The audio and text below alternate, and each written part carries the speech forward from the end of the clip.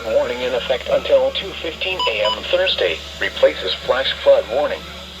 What flooding caused by excessive rainfall is expected?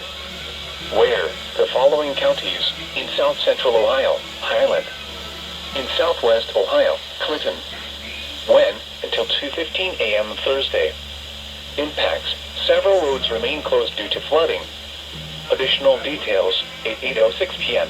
Local law enforcement reported flooding in the warned area. Between 1.5 and 2 inches of rain have fallen. Additional rainfall amounts up to 0.5 inches are possible.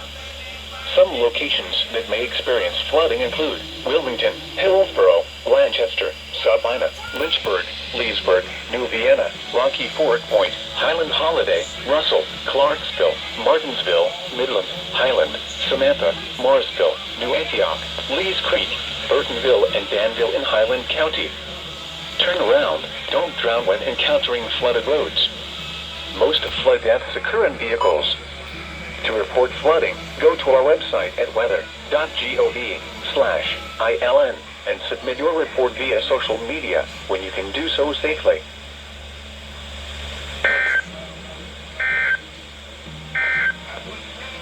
Now here is the official national